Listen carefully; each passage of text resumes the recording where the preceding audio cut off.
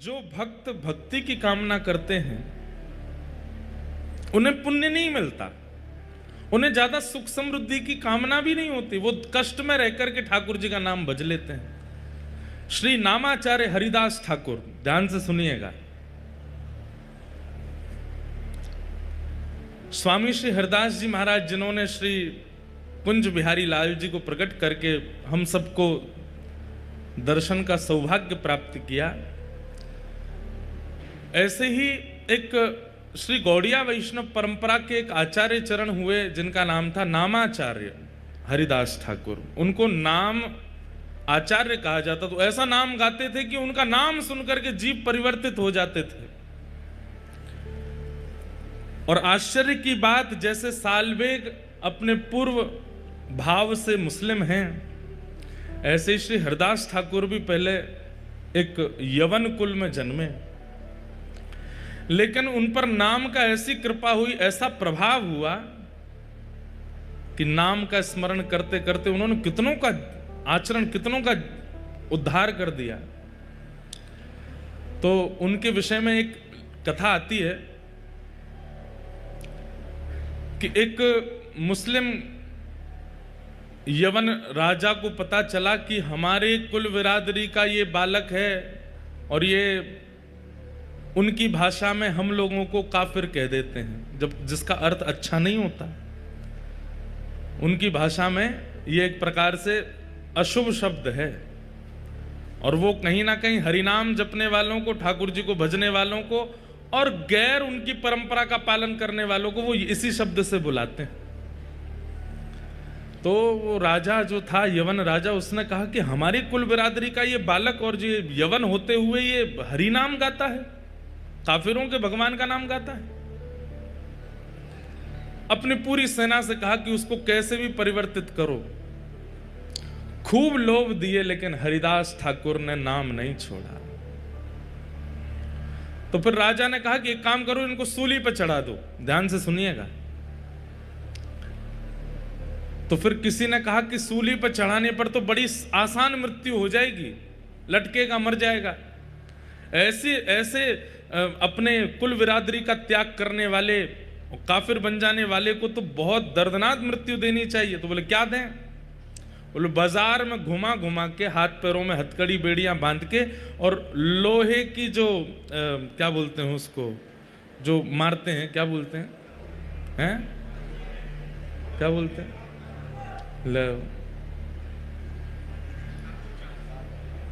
क्या बोलते हैं उसको, कौड़े, हाँ कौड़े मारो। हमारे महाराज जी, पंडित जी कह रहे हैं कुर्रा। अद्भुत है, आप पाठ कर लो, जो करें हंटर मारे। तो कौड़े मारने की आज्ञा दियो। कौड़े भी कैसे? जो कौड़े की जो रस्सी होती उसमें इतनी बड़ी बड़ी कीलें और लगी थी। बोले भरे बाजार में सबको दिखाते हुए, ताकि दहशत बन जाए कि आज के बाद हरिनाम गाने वाला कोई भी दिख गया तो उसकी यही गति की जाएगी। ले जाओ उसको, भरे हाथों में हथकड़ियां, पैरों में बेड़ियां बांधी, ले गए हरिदास ठाकुर को। और ले जाकर के जब कौड़े मारने लगे, कौड़े मारते हैं, हरिदास ठाकुर कहते हैं चाहे जो कर लो, मैं हरिनाम नहीं छोड़ूंगा, मैं प्रभु नाम नहीं छोड़ूंगा। और जितनी तेज मारते हैं उतनी तेज मुख से हरिनाम निकलता है। मारने वालों के पांव पूछते हैं। बोले तू पूछता क्यों, हम तुझे मार रहे हैं? बोले क्योंकि इससे पहले मैंने बहुत प्रयास किया कि मैं खूब ऊंचे स्वर में हरिनाम गाऊं, पर इतना ऊंचा स्वर मेरा पहले कभी नहीं निकला जितना ऊंचा स्वर कौड़े पड़ने से निकल रहा है। और मारो, मेरा स्वर ऐसा निकले कि मेरा ये गले का जो स्वर है ये फट जाए हरिनाम गाते गाते। सब देखते रहे, घबरा गए, अपने बच्चों को ले करके घरों में भाग गए। बच्चे घबरा करके मां से पूछ रहे हैं ये क्यों पिट रहे हैं? बोले क्योंकि इन्होंने काफिरों के भगवान का नाम गाया है। लेकिन कुछ लोगों के चित्त में विश्वास प्रकट हो रहा है, इतनी पीड़ा के बाद भी हरिदास ठाकुर नाम नहीं छोड़ रहे। कहते हैं भगवान के सुदर्शन जी को इतना क्रोध आया कि जैसे आकाश में एक सूर्य है, उसी समय दूसरा सूर्य प्रकट हो गया, और वो दूसरे सूर्य नहीं है, साक्षात सुदर्शन जी महाराज प्रकट हो गए। और जैसे ही वेग से आक्रमण करने लगे उन यवनों के ऊपर, हरिदास ठाकुर हाथ जोड़ करके प्रार्थना करने लगे, हे सुदर्शन जी महाराज, इन्हें मत मारो, मैं आपके हाथ जोड़ता हूं, मैं आपके प्राण पड़ता हूं, इन्हें मत मारो। सुदर्शन जी बोले, ये इतनी पीड़ा दे रहे हैं, हरि भक्त को, हरिनाम गाने वाले को तुम्हारा क्या अपराध है? तुमने इनका धन नहीं चुराया, तुमने इनका कुछ नहीं लिया, तुम केवल हरिनाम अपनी कुटिया में बैठ करके, और ये इतनी पीड़ा दे रहे हैं तुम्हें। सुदर्शन जी महाराज बोले, इन्हें जला करके भस्म कर दूंगा, दूर दूर तक दिखाई नहीं देगा कोई भी यवन।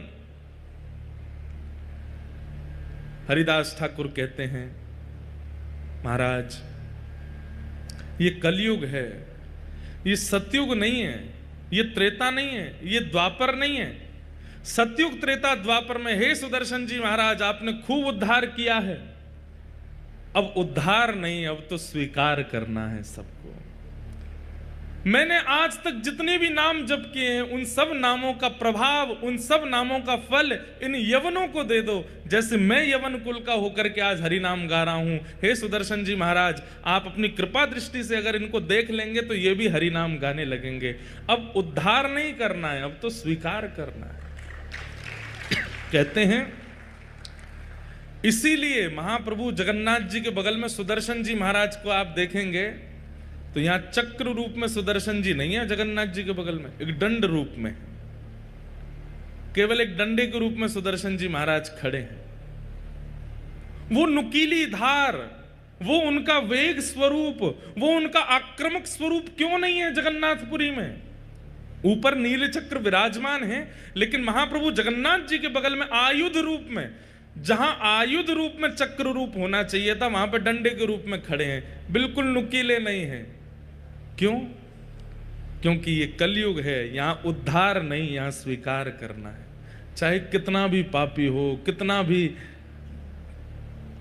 कठोर पापकर्म करने वाला हो, महाप्रभु जगन्नाथ जी ने आज्ञा दी है सुदर्शन जी को कि यहां मारना नहीं है, यहां पर तारना है, स्वीकार करना है।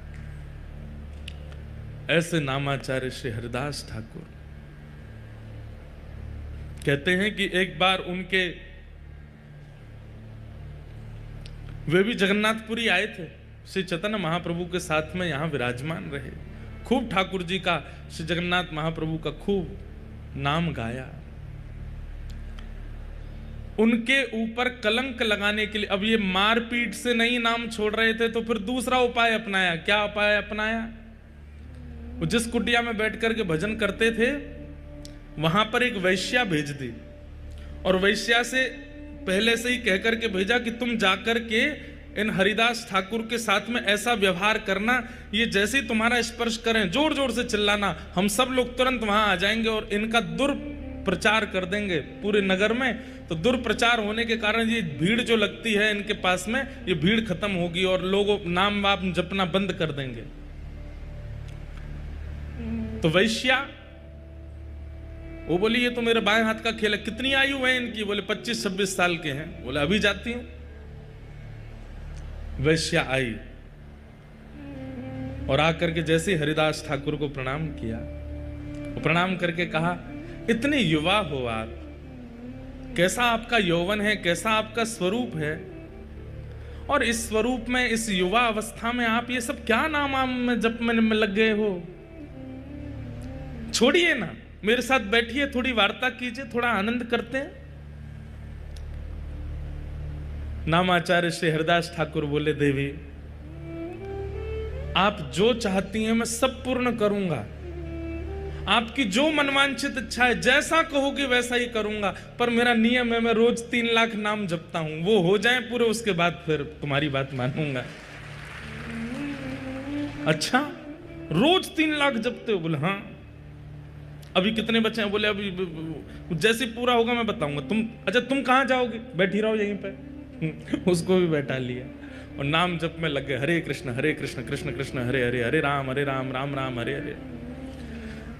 पूरी शाम निकल गई, पूरी रात निकल गई, आधी रात हो गई, वो वैश्या बैठी बैठी झोंके ले रही थी। हरिदास ठाकुर बोले, देवी अभी तो मेरा नाम बहुत रह गया, तुम जाओ थोड़ा आराम कर लो, कल आ जाना। वैश्या बोली, हाँ मैं जाती हूँ, मुझे तो नींद आ रही है। चली गई। वो यवन जो थे सब बाहर मिले, क्या हुआ, हम इतनी देर से प्रतीक्षा कर रहे हैं, तुमने आवाज नहीं लगाई। अभी पहला दिन है, थोड़ा परिचय हुआ है, उसने कल फिर बुलाया है मुझे, कल होगा, कल मैं आवाज करूंगी, सब आक्रमण कर देना। वैश्य अगले दिन फिर आ गए। जैसे ही आकर के बैठी, हरिदास ठाकुर नाम जप कर रहे थे, तुरंत आकर के बैठी, अरे अब छोड़िए ना, क्या भजन कर रहे हैं। देवी कल के 3 लाख तो सुबह पूरे हो गए, आज के 3 लाख अभी चल रहे हैं, पहले ये पूरे हो जाएं, इसके बाद मैं तुम्हारी बात सुनूंगा ना। सब लोग इधर देखो, इधर देखो, यहां देखो, हम यहां क्यों बैठे हैं, वो सब व्यवस्था चल रही है, इधर देखो आप लोग, इतनी बढ़िया लीला चल रही है, आप इधर उधर देखने लगते हैं। एक हरिदास ठाकुर हैं, वैश्या सामने बैठी है, वो नाम नहीं छोड़ रहे, यहां झूला आ गया, आप उधर देखने लगते हो, अपने ही व्यवहार पर ताली भी बजा रहे हो। दूसरा दिन हुआ, वैश्य आकर के बैठ गए, छोड़िए ना भजन, क्या कहे, बोले 3 लाख नाम रह गए, थोड़ा सा और कर लो। हरिदास ठाकुर पता है क्या करते हैं, उसको तो बोल देते हैं कि मेरे 3 लाख नाम रह गए, तू बैठ, और नेत्र बंद करके ठाकुर जी से प्रार्थना करते हैं, मेरे प्रत्येक नाम का फल ये वैश्या का मन परिवर्तित हो जाए, इसके मन में जो भाव, जो व्यवहार, जो विचार हैं, ये आपकी हो जाए नाथ। ये जितना प्रयास मुझे रिझाने में कर रही है, उतना प्रयास आपको रिझाने में करने लगे, हे नाथ मेरे नाम का पूरा फल इसको मिल जाए। पहले 3 लाख नाम उसके सामने कर लिए, दूसरे दिन के 3 लाख नाम, 6 लाख नाम तो उसने बैठे बैठे सुन लिए। तीसरे दिन फिर बुलाया, बोले कि आज भी बहुत जप हो गया, कल तो निश्चित तुम जो कहोगी वही होगा, कल आ जाना। बंधुओं, मैं एक बात कहता हूं कि कई बार ऐसा होता है कि आध्यात्मिक ऊर्जा जिसकी अति होती है ना, भक्ति रूप में, उस व्यक्ति की उपस्थिति मात्र आपके हृदय को परिवर्तित कर देती है। 6 लाख नाम सुनने के बाद में उस वैश्या की स्थिति ये हो गई कि उसे अपने पूर्व के किए हुए जो पाप नहीं लगते थे, वो पाप लगने लगे। एक बात बहुत ध्यान से सुनिएगा, गुरु आश्रय, वैष्णव आश्रय, या फिर किसी भी प्रवचनकर्ता के प्रवचन सुनने के बाद में अपने पूर्व के किए हुए दुर्गुण अनुभव होने लग जाएं कि हमने वो गलत किया था, ये 10 साल पहले हमसे अपराध हुआ था, या ये 6 साल पहले जो हमने ये किया ये ठीक नहीं था, अपने भाइयों से या अपने परिवार के लोगों से या किसी के साथ, मित्र के साथ, इनके साथ जो हमने व्यवहार किया ये उचित नहीं था, ये मन में भावना प्रकट होने लग जाए तो समझ जाना जिसको आपने प्रणाम किया है उसने आपको कृपा भर के देखा है, तभी आपके दुर्गुण दिख रहे हैं आपको। नहीं तो कई बार लोग अनेक संतों को प्रणाम करते हैं लेकिन फिर भी वैसे के वैसे ढीठ ही रहते हैं, बदलते नहीं। क्यों? इसमें 2 कारण हो सकते हैं, या तो उस आचार्य चरण ने कृपा भर के देखा नहीं, या फिर उसके पाप इतने प्रगाढ़ हो चुके हैं कि वो आचार्य चरणों की दृष्टि से भी धूमिल हो नहीं रहे। हमें ऐसा लगता है कि आचार्य तो कृपा भर के ही देखते हैं, लेकिन उस व्यक्ति की ही इच्छा नहीं होती कि मैं अपने पाप नष्ट करूं। किसी भी महापुरुष को प्रणाम करेंगे और उस प्रणाम के बाद यदि अपने एक अवगुण का भी चिंतन नहीं होता तो आपने प्रणाम नहीं किया है, केवल आडंबर किया है। वो वैश्या 2 दिन से 6 लाख नाम सुन रही है और आज स्थिति ये हुई कि जैसे ही वो रात्रि में बैठी अपने घर जाकर के सोने लगी, उसको नींद नहीं आती है और अपने द्वारा किए गए सारे पापाचार उसको दिखाई देने लगे। ये तन मुझे उपभोग करवाने के लिए मिला, इस तन को मैंने कितना उच्छिष्ट बना दिया, केवल लोक रंजन के लिए इसका श्रृंगार किया, लोक रंजन के लिए खा पिला करके इसको बड़ा किया। अरे इस तन से यदि हरि नाम किया होता, कहाँ वो श्री हरिदास ठाकुर? 2 दिन से मैं रोज प्रयास करती हूँ कि वो कैसे भी मुझ पर आकृष्ट हो जाएं, लेकिन ऐसा क्या है उस हरि नाम में कि उसको छोड़ते नहीं है वो। आज तीसरे दिन आकर्षण करने के लिए नहीं गई है, आज तीसरे दिन वो ये देखने गई है ऐसा क्या है हरि नाम में जो मेरे सौंदर्य भी फीका लग रहा है हरिदास ठाकुर को। तीसरे दिन फिर पहुंच गए। हरिदास ठाकुर, अरे देवी आप आ गए? हाँ मुझे पता है आपका 3 लाख नाम रह गया है ना, वही करोगे आप तो। हाँ देवी, और एक और बात, वो क्या? मैं महीने में 1 करोड़ नाम जपता हूं। तो वैश्या बोली 3 लाख के अनुसार तो 90 लाख ही होने चाहिए आपके नाम, ये 1 करोड़ कैसे हो जाते हैं?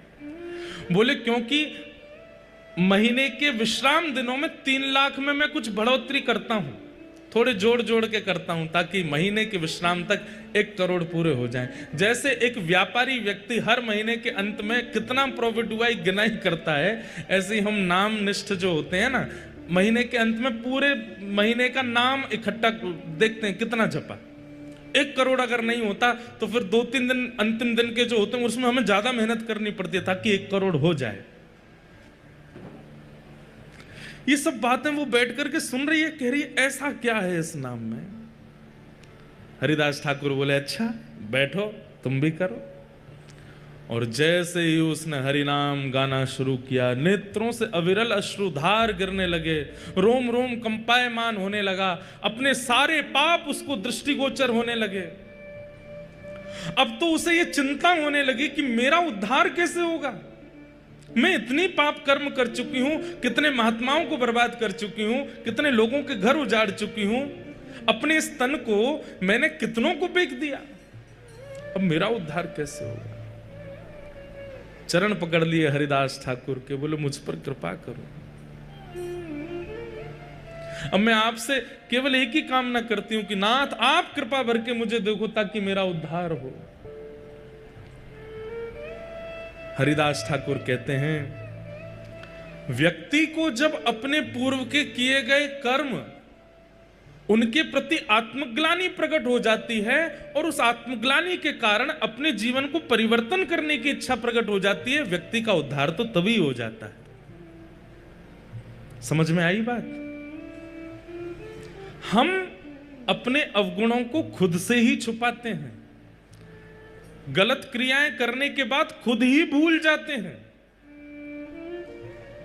लेकिन जिस दिन हमें अपने कृत्य का अनुभव होता है और अनुभव करके हम स्वयं ही चिंतन करते हैं कि ये गलत था, वास्तव में मानिए कि उसी दिन ठाकुर जी की कृपा हुई है कि आपके मन में चिंता प्रकट हुई कि ये गलत था, इसका सुधार करना पड़ेगा। चरणों में गिर गई, बोले मुझ पर कृपा करो। हरिदास ठाकुर बोले देवी अब जो मेरी निष्ठा है वो तुम धारण करो, मैं अब कहीं और जाकर के भजन करूंगा। इस कुटिया में मैंने लाखों करोड़ों नाम जप किए हैं, अब तुम इस कुटिया में रहो और यहां रह करके नाम जप करो। हरिदास ठाकुर वो कुटिया, अपने भजन की कुटिया उस वैश्या को दे दी और वहां बैठ करके वो वैश्या ऐसा नाम करने लगी, ऐसा नाम करने लगी, जिस वैश्या का मुख देख करके संत जन मुंह फेर लेते थे और सोचते थे कहीं हमारे पाप नष्ट नहीं हो जाएं। आज उसी वैश्या के भक्त बनने पर उनकी कुटिया के बाहर संतों की भीड़ लगती है। क्यों? बोले वो दिन में एक बार बाहर निकल के आती है और जब वो बाहर आती है उसका रूप देखते ही हमें साक्षात जगन्नाथ जी का अनुभव होने लग जाता है। बंधुओं, रूप सुंदर वो नहीं जिसकी सुंदरता देख करके लगे ये कितना सुंदर है, बल्कि रूप सुंदर वो कि जिसकी सुंदरता देख करके नेत्र बंद हो जाए और मन में भाव आए कि ये इतना सुंदर है तो वृंदावन चंद कितने सुंदर होंगे। किसी का स्वर सुनकर के ये ना लगे कितना अच्छा गाता है, उसकी वाणी सुनकर के मन में भाव आने लगे कि ये इतना सुंदर गाता है तो श्री मदन मोहन कितना सुंदर गाते होंगे। किसी का श्रृंगार नृत्य देख करके लगे कितना बढ़िया नृत्य कर रहे हैं, लेकिन उस समय मन में ये भाव आवे कि जब रास क्रीड़ा में श्री ठाकुर जी त्रिभंग लली बन करके आते होंगे, जिनके नृत्य पर सूर्य चंद्रमा भी वारे वारे जाते हैं, उनका नृत्य कितना सुंदर होगा। ऐसी स्थिति बनी। आज वही वैश्या जिसकी सुंदरता काम प्रकट करती थी, आज उसकी सुंदरता भक्ति प्रकट कर रही है। ये भजन का प्रभाव है, ये नाम का प्रभाव है।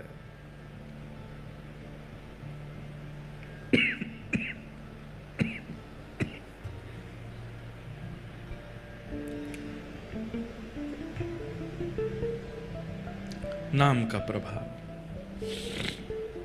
तो हम निवेदन कर रहे थे कि आध्यात्मिक बनना एक बात है, पुण्यात्मा बनना एक बात है, और भक्त बनना विशेष बात है। कथा का उद्देश्य, महाप्रसाद सेवन का उद्देश्य, आप लोग पुण्य अर्जन करना मत रखो। तीर्थ यात्रा का उद्देश्य, समुद्र स्नान का उद्देश्य, उसके प्रति पुण्य की भावना मत रखो, भक्ति की भावना रखो, भक्ति की इच्छा रखो। अहम भक्त पराधीन, स्वयं भगवान श्री जगन्नाथ कहते हैं कि मैं अपने भक्त के पराधीन हूं। पूरा विश्व मेरे पराधीन है, पर मैं अपने भक्त के पराधीन हूं। ऐसे नामनिष्ठ बनिए। आज सुबह प्रभात फेरी का क्रम हुआ, कल से ही क्रम चल रहे हैं। कल संध्या में महाप्रभु जगन्नाथ जी को व्यासपीठ और श्रोताओं की ओर से ध्वजा जी का भाव प्रस्तुत किया। कितना आनंद आया। महाप्रभु जगन्नाथ जी ध्वजा धारण करते हैं। आपको पता है ध्वजा पे सूर्य चंद्र बने हैं महाप्रभु जी के। हमारे जीयर स्वामी मठ वाले पूज्य महाराज जी से एक बार हमने पूछी कि महाराज जी ध्वजा क्यों है और ध्वजा में सूर्य चंद्र क्यों है? तो महाराज जी ने बहुत सुंदर उत्तर दिया कि सूर्य चंद्र भगवान के नेत्र हैं, तो ध्वजा में सूर्य चंद्र विराजमान होकर के ठाकुर जी पूरी तरफ अपनी दृष्टि घुमाते रहते हैं, देखते रहते हैं। कोई कष्ट में तो नहीं, कोई दुखी तो नहीं, कोई पीड़ित तो नहीं। तो श्री ध्वजा जी क्या है? ध्वजा जी में जो सूर्य चंद्र है भगवान के नेत्र हैं, और ठाकुर जी पूरे श्री क्षेत्र को ध्वजा जी से देखते रहते हैं। एक प्रकार से सीसीटीवी कैमरा लग रहा। आप कैमरे की निगरानी में हो, कुछ भी करने से पहले सोच लेना। अच्छा, महाप्रभु जगन्नाथ जी की ध्वजा ऐसी है कि आप श्री क्षेत्र किसी कोने में चले जाओ, वो बात अलग है कि अब गली मोहल्ला में बिल्डिंग इतनी ऊंची है, लेकिन कहीं भी छत पर खड़े हो जाओ आपको ध्वजा जी दिख जाएंगे। इसका मतलब क्या है? आपको ध्वजा जी नहीं दिख रही है, महाप्रभु जगन्नाथ जी को आप दिख रहे हो। वो सब जगह देखते रहते हैं। तो ध्वजा जी का एक भाव। दूसरा भाव निर्भयता। ध्वजा जब रोहण होती है, जब फहराती है, तो जहां तक वो दिख रही हैं, इसका मतलब वहां तक महाप्रभु जगन्नाथ जी का क्षेत्र है, वहां तक जगन्नाथ जी की छत्र छाया है। उतने क्षेत्र में किसी को भयभीत होने की आवश्यकता नहीं है। महाप्रभु जगन्नाथ जी हैं। अगर कोई कष्ट भी आ जाए, आप तीर्थ में हैं, कोई कष्ट आ जाए, आप तुरंत देखिए ध्वजा किधर है, और ध्वजा को देख करके जैसे ही आप प्रणाम करेंगे, हमारी बात को विश्वास मानिएगा, एक क्षण बाद में होगा, कष्ट निवृत्त पहले होगा।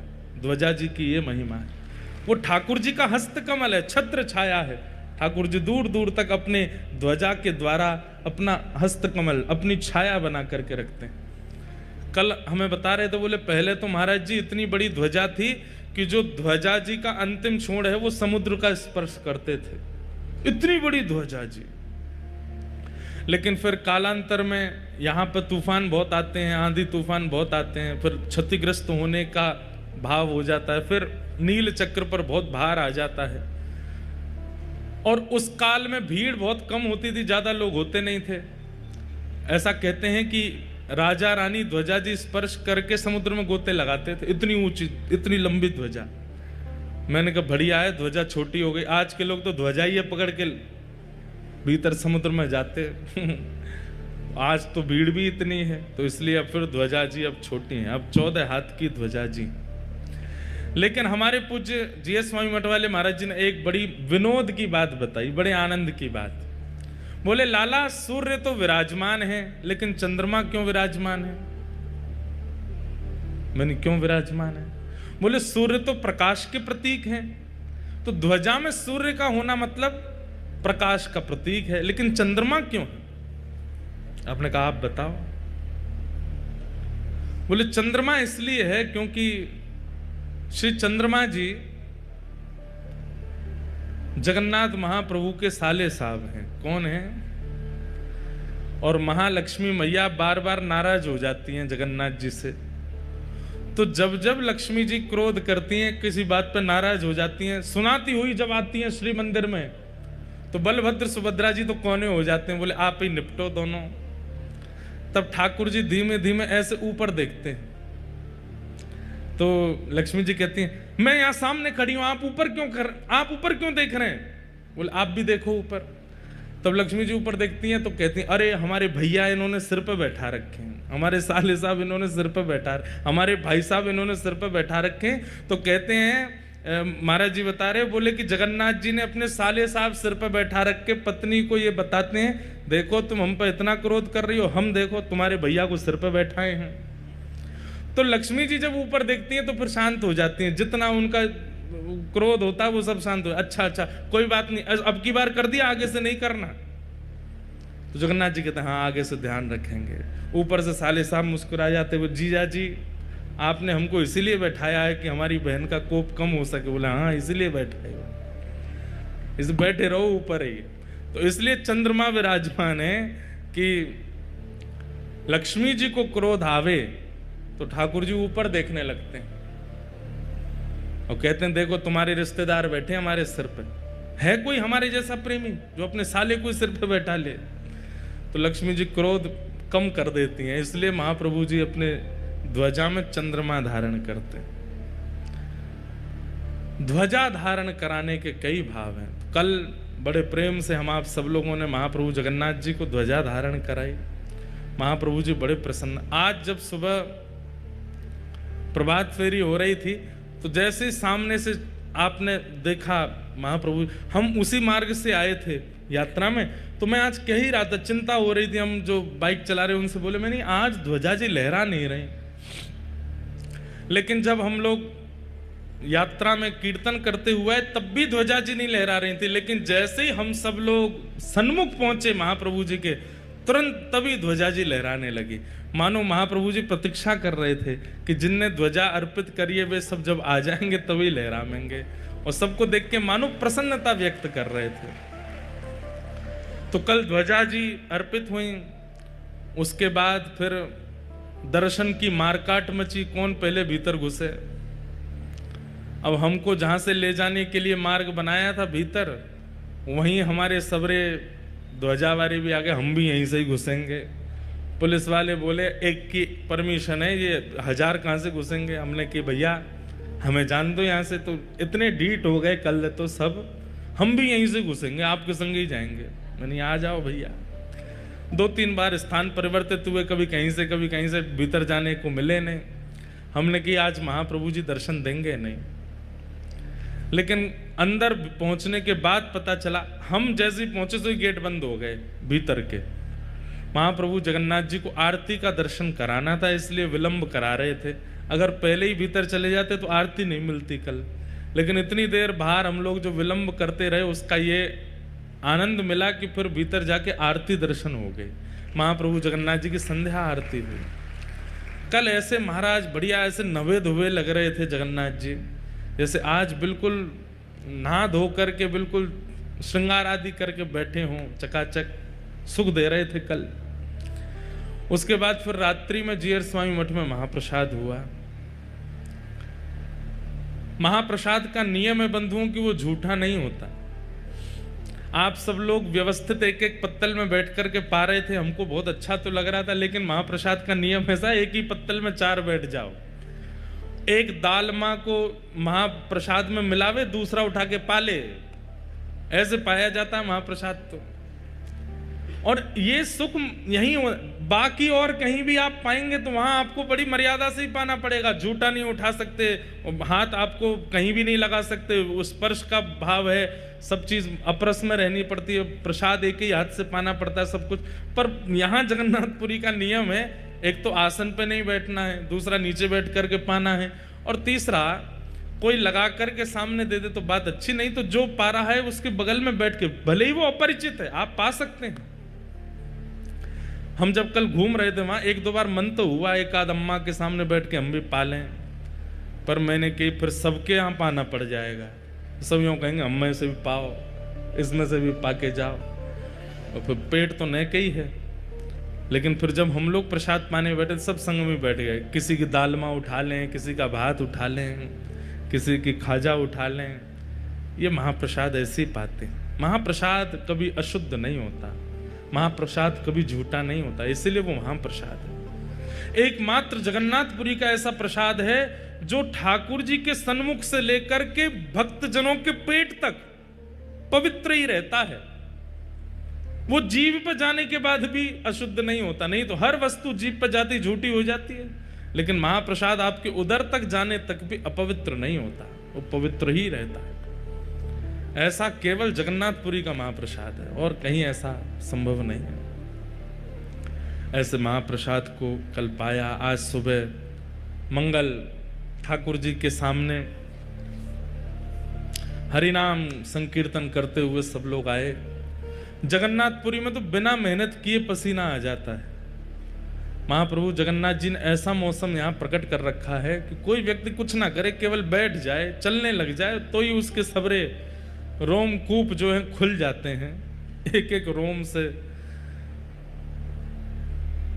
और ये जो पसीना आता है ना, इसमें बड़ी कमजोरी आती है, लेकिन ऐसे में भी कोई नृत्य करे, कोई गावे, तो सोचो उसकी ऊर्जा कितनी होगी। हमारे दिव्यदास भैया तो फिर भी इतना लंबा चौड़ा गाते हुए आए, नृत्य कर रहे थे। मैं जब पहुंचा तो मैं तो एक बार घबरा गया, मैंने कि यहाँ कैसे होगी। छोटी छोटी गली में से होके जा रहे, इतनी संख्या में सब लोग, लेकिन आप सबको देख देख करके ही ऊर्जा प्राप्त हो रही थी। खूब आनंद हुआ। महाप्रभु जगन्नाथ जी के सन्मुख पहुंच करके ऐसा लग रहा था जैसे महाप्रभु चैतन्य और साथ में उनके समस्त भक्त मंडली मिलकर के उन्माद कीर्तन कर रही है और महाप्रभु जगन्नाथ जी उसे श्रवण कर रहे हैं। खूब आनंद हुआ। आज कथा का चतुर्थ दिवस है और आज ठाकुर जी का जन्मोत्सव यहाँ होना है। हम लोग अब क्रम पूर्ण कर लें और ठाकुर जी का जन्मोत्सव प्रेम और भाव से आज जगन्नाथपुरी में मनाएंगे। संध्या में कोई विशेष क्रम आज भी नहीं है, क्योंकि सुबह नगर कीर्तन हुआ, अब कथा है, फिर कथा में उत्सव भी है, उत्सव में भी थोड़ा विलंब होगा। तो आप सब लोग बस महाप्रभु जगन्नाथ जी का दर्शन मात्र कर लीजिएगा। कल कुछ ना कुछ क्रम बनाएंगे, कहीं ना कहीं चलेंगे कथा के बाद में और फिर वहां दर्शन का क्रम रहेगा। एक और सूचना दे दें, आज 20 तारीख है, कल 21 तारीख है, कल श्राद्ध पक्ष का अंतिम दिन है। कल बंधुओं निश्चित ही आप सब लोग अपने अपने पूर्वजों का स्मरण करके और श्री महाप्रसाद और दालमा का थोड़ा थोड़ा भाव लेकर के अपने पूर्वजों का स्मरण करके और जैसे पिंड दान करते हैं वैसे ही महाप्रसाद का ही पिंड बना करके श्री जगन्नाथ जी के महोदधि में ही अर्पित कर देना। अपने पितरों का स्मरण करके कल श्री महोदधि स्नान कर लीजिएगा और कल श्री महोदधि सागर में ही पिंड अर्पित कर देना, ब्राह्मणों को दक्षिणा प्रदान कर देना। महाप्रसाद से यदि आपने अपने पितरों का स्मरण करके महोदधि में वह अर्पित कर दिया, आपके पितरों के आज तक जितने आपने श्राद्ध किए समस्त श्राद्धों का फल पूर्ण हो जाएगा। महाप्रसाद अर्पित कर दीजिए, आपके पितृ आनंदित हो जाएंगे, प्रसन्न हो जाएंगे, तृप्त हो जाएंगे। जितने भी पितृ दोष आदि हैं सब निवृत्त हो जाएगा। महाप्रसाद अर्पित कर दीजिएगा। कल विश्राम दिवस है श्राद्ध पक्ष का। कई बार ऐसा होता है कि आप जब रात्रि में सोते हैं तो आपको सर्प दर्शन होते हैं, सांप दिखते हैं। सांप दिखने के दो कारण हमारे वास्तु विशेषज्ञ और जो एस्ट्रोलॉजर होते हैं वो लोग बताते हैं। एक कारण तो ये बताते हैं कि धन प्राप्त होने वाला है, पर अगर पितृपक्ष में सर्प दर्शन होता है तो उसका एक यह भी संकेत माना जाता है कि आप शायद श्राद्ध अच्छे से कर नहीं रहे हैं, इसलिए पितृ आपको संकेत कर रहे हैं कि हमारा श्राद्ध अच्छे से कर दो। तो सर्पों के द्वारा वो यह दिखाते हैं। और भी उसमें कई क्रम है, पर मूलतः हमें यही पता है कि मानो पितृ ये आज्ञा कर रहे हैं कि थोड़ा श्राद्ध अच्छे से कर दो। तो उसके लिए अब तक तो जो हो गया सो कल विश्राम है, तो कल महाप्रसाद को ही लेकर के आप महोदधि समुद्र नारायण भगवान में अर्पित कर देना और यहीं स्नान करके अपने पितरों को प्रणाम कर लीजिएगा। निश्चित ही महाप्रसाद का एक कण जीवितों को कल्याण कर देता है, तो जो मृतक हैं उन पर तो उद्धार कर ही देगा, सबका मंगल में होगा। फिर परसों नवरात्रि प्रारंभ हो रही हैं। 22 तारीख को सुबह कथा होगी और फिर संध्या काल में यहाँ पर गुरु दीक्षा का क्रम होगा। और कई बालक, कई लोग तो यहाँ इसीलिए आए कि हमें धाम में दीक्षा चाहिए। दीक्षा हम बहुत दिनों से गुरु पूर्णिमा के बाद दिल्ली में दी थी, उसके बाद तो अभी तक दे नहीं रहे हैं, पर 22 तारीख को यहाँ दीक्षा का क्रम होगा।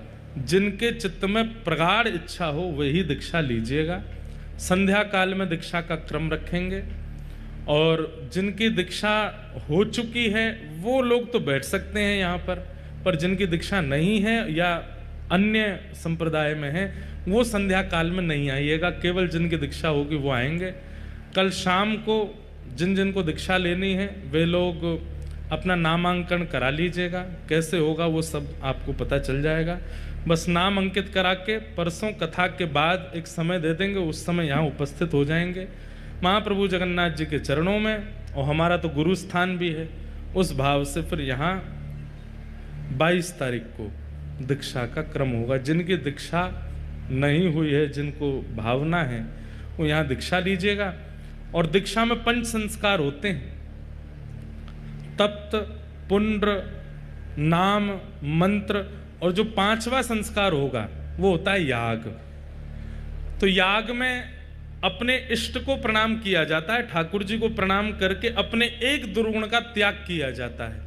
वह समस्त दुर्गुण त्याग कर दो तो बहुत अच्छा, पर अपने दुर्गुण का त्याग करके ठाकुर जी के सामने शरणागति की जाती है। तो यहाँ जिन लोगों की दीक्षा होगी उन्हें शरणागति देने के लिए जगन्नाथ मंदिर ही जाना है।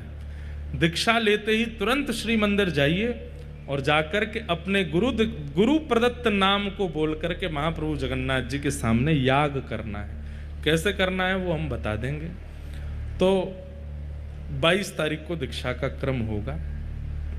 जो जो यहाँ आए हैं दीक्षा के भाव से वो परसों 22 तारीख को दीक्षा ले लीजिएगा। आइए अब क्रम को आगे ले चलते हैं श्री ठाकुर जी के जन्मोत्सव की ओर। परीक्षित राजा को 7 दिन में मृत्यु का श्राप लगा और श्री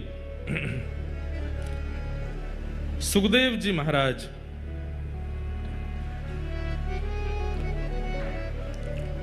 श्री शुकाचार्य जी महाराज परीक्षित को ज्ञान उपदेश, भागवत उपदेश श्रवण कराने के लिए उपस्थित हुए। परीक्षित भी मुक्ति की कामना कर रहे थे, 7 दिन में मरने वाली की मुक्ति की उपाय बताओ। पर श्री शुकाचार्य जी ने उनसे कहा कि मुक्ति नहीं, भक्ति मांगो। मुक्ति मतलब मृत्यु के उपरांत भगवान का दर्शन, और भक्ति मतलब जीवित अवस्था में ठाकुर जी का साक्षात्कार। भक्ति की कामना करो। और भक्ति की कामना करते हुए उन्होंने प्रणाम किया और श्री शुकाचार्य जी भागवत श्रवण कराने लगे। सृष्टि प्रसंग बताया। सृष्टि प्रसंग के बाद स्वयंभू मनु शत्रुपा के 3 पुत्री और 2 पुत्र हुए। आकुति, देवभूति, प्रसूति, और 2 पुत्र हुए प्रियव्रत, उत्तानपाद। यहां पर श्री देवभूति माता का विवाह कर्दम ऋषि के साथ में हुआ और उनके यहां भगवान कपिल बन करके प्रकट हुए। कपिल भगवान ने देवभूति माता को ज्ञान उपदेश किया। उसी ज्ञान उपदेश को सांख्य शास्त्र कहते हैं, दर्शन शास्त्र कहते हैं। अद्भुत प्रसंग है देवभूति कपिल संवाद। इस बार हमारी गुजरात में एक जगह कथा है जिसका नाम है ऊंझा। वहीं अहमदाबाद के और नाथद द्वार के बीच में है ऊंझा। वहीं पास में ही बिंदु सरोवर है। ये बिंदु सरोवर भगवान के ही अश्रु बिंदुओं से निर्मित हुआ। कब निर्मित हुआ? तथा सचाहं परिवोढुकामः समानशीलां ग्रहमेदधेनुं जब कर्दम ऋषि ने भगवान से प्रार्थना की कि हे नाथ, आपसे भी ज्यादा, मुझसे भी ज्यादा आपसे प्रेम करने वाली एक गृहिणी से मेरा विवाह हो जाए, इस बात को सुनकर के ठाकुर जी के अश्रुबिंदु प्रकट हुए, वही बिंदु सरोवर में परिवर्तित हो गए थे। वही बिंदु सरोवर और वही स्थान जहां पर कपिल भगवान ने देवभूति माता को ज्ञान उपदेश किया, वहीं के पास में एक स्थान है ऊंझा, वहां कथा है। वहां पर कपिलोपाख्यान पर विशेष चर्चा हम लोग करेंगे। देवभूति माता ने कपिल भगवान से ज्ञान उपदेश प्राप्त करने के बाद में सरस्वती नाम की नदी बनकर के वे बहने लगी और श्री कपिल भगवान गंगा सागर में आकर के विराजमान हो गए। बोलो गंगा सागर तीर्थ की जय। हमने अनेक बार कपिल देवभूति संवाद खूब विस्तार से श्रवण कराया है, परंतु आज क्रम बहुत है और ठाकुर जी का जन्मोत्सव करना है, इसलिए केवल क्रम स्पर्श करते हुए चल रहे हैं। देवभूति माता पर कृपा करके भगवान कपिल गंगा सागर विराजमान हो गए। आगे आकुति प्रसूति के वंश का वर्णन किया, तभी उत्तानपाद राजा का वंश आया। श्री उत्तानपाद राजा के यहां पर ही भगवान के परम भागवत श्री ध्रुव जी का प्रादुर्भाव हुआ। ध्रुव जी महाराज ने पिता की गोद में बैठने की इच्छा प्रकट की। छोटी मां के द्वारा फटकारने पर श्री ध्रुव जी महाराज वन में चले गए और वन में जाकर के भगवान की 5 महीने तक तपश्चर्या की। 5 महीने के बाद भगवान हरि गरुड़ पर विराजमान होकर के प्रकट हुए और श्री ठाकुर जी ने ध्रुव जी को दर्शन प्रदान किया। ध्रुव जी महाराज ने भगवान का मंगलमय दर्शन किया और दर्शन करते हुए जो प्रार्थना कर रहे हैं, बस उस प्रार्थना का श्लोक हम लोग श्रवण कर लेते हैं। ध्रुव जी क्या कह रहे हैं ठाकुर जी से कि हे नाथ, योऽन्तः प्रविश्य मम वाचमिमां प्रसुप्तां संजीवयत्यखिलशक्तिधर स्वधाम्ना अन्यांसहस्त्रचरणश्रवणत्वगादीन् प्राणान्नमो भगवते पुरुषाय तुभ्यम्। ध्रुव जी महाराज अपनी स्तुति में एक बात कहते हैं, व्यक्ति को अपनी प्रत्येक इंद्रिय से भगवत आराधन करना चाहिए। बहुत ध्यान से सुनो। कई लोगों की रुचि केवल दर्शन में होती है, कथा श्रवण में नहीं होती। उन लोगों को जगन्नाथ जी दर्शन करा दो, बद्रीनाथ दर्शन करा दो, वो आपसे कह भी देंगे कभी कहीं तीर्थ जाओ दर्शन के लिए, हमको जरूर बताना। लेकिन आप उनसे कह दोगे कि भाई हम कथा करा रहे हैं, कथा नहीं सुन पाएंगे भैया, कभी कहीं तीर्थ जाओ, धाम में जाओ तो हमको ले चलना। दर्शन हमसे चाहे जितने करा लो, घुमा फिरा चाहे जितना लो, लेकिन कथा बैठ के सुनने के लिए मत कहो। मतलब वो नेत्रों से तो भक्ति करते हैं पर कानों से भक्ति नहीं करते। कई लोगों की दर्शन भक्ति प्रगाढ़ होती है और कई लोगों की नाम भक्ति प्रगाढ़ होती है। बहुत ध्यान से सुनिएगा।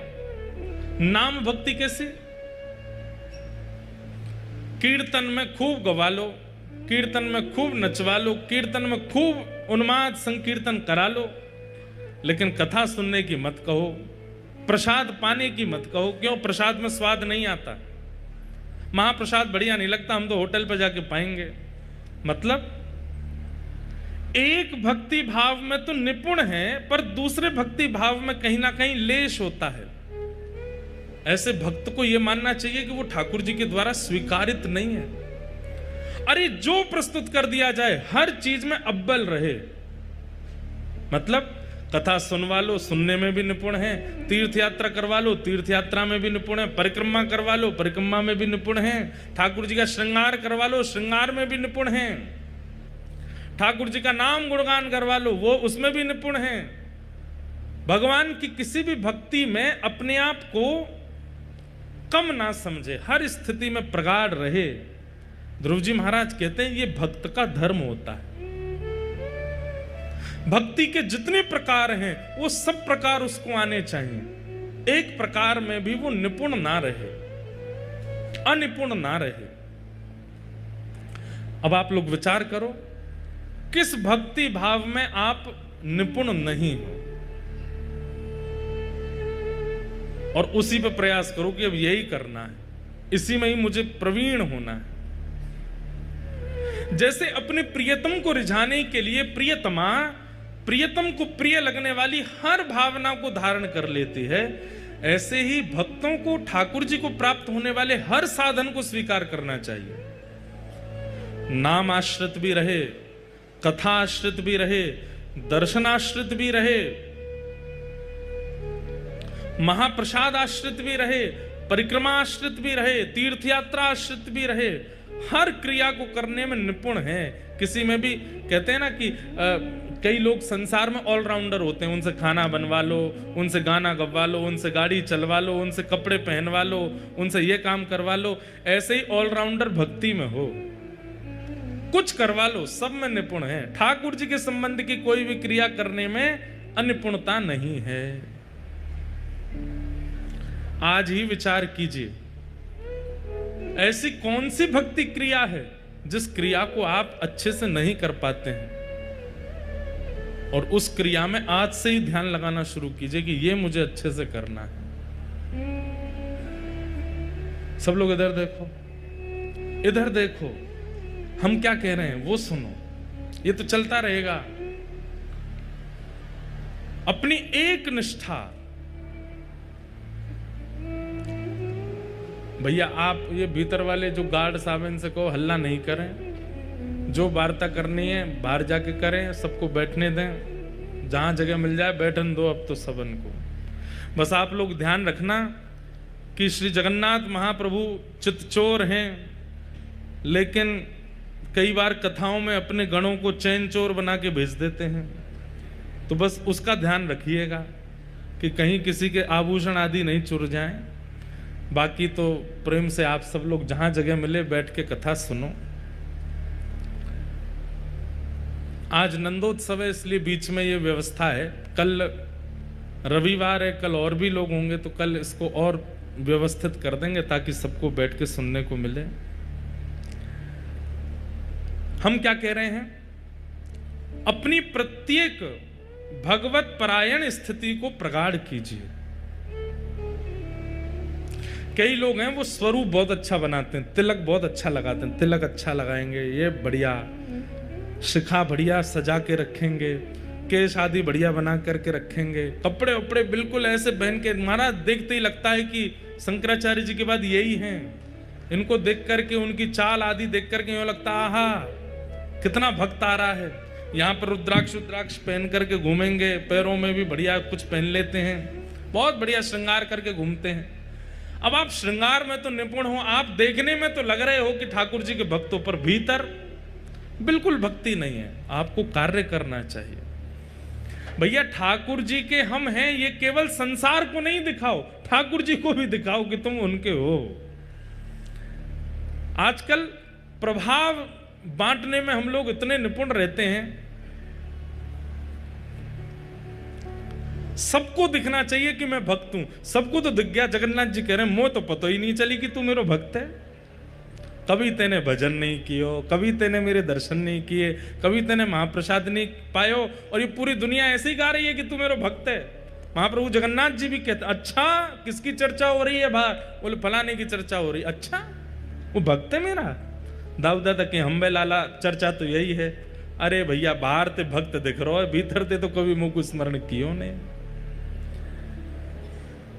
जिन भेषा मारो सावरो रीझे, जिन भेषा मारो सावरो रीझे। अब वैसे तो मीराबाई की पंक्ति है, यहां भेष में सब आ रहा है, कर्म भी आ रहा है। जिन कर्मों से मेरे सांवरे रीझ हैं, जिन क्रियाओं से मेरे सांवरे रीझ हैं, जिन व्यवहार से मेरे सांवरे रीझ हैं, सब कुछ आ जाता है भेष के अंदर। इसमें लोक रंजन की भावना नहीं होनी चाहिए, मेरे ठाकुर जी रीझ। श्री बलराम दास जी जगन्नाथ महाप्रभु के परम भक्त हुए। उनको सेवा मिली थी कि जगन्नाथ जी के सामने बैठ के पद गाते थे, और जगन्नाथ जी बड़े प्रसन्न होकर के बलराम दास जी को सुनते थे। लेकिन एक दिन उन्होंने देखा कि घुंघरुओं की आवाज आ रही है, वो पद गा रहे हैं और घुंघरू बज रहे हैं। जैसे ही उन्होंने पीछे मुड़ करके देखा तो एक परम सुंदरी उनके उस राग पर नृत्य कर रही थी। बलराम दास जी बोले, कितना अच्छा नाच रही है। अब बलराम दास जी का मन क्या हो गया, अभी तक तो गाते थे कि जगन्नाथ जी रीझ हैं, अब किस लिए गाने लगे, ये रीझे ताकि बढ़िया नाचे और बढ़िया नृत्य करे और बढ़िया। अब तो अगले दिन दोनों की मिली भगत हो गई, बलराम दास जी बैठ करके गाते और वो नृत्य करने आती।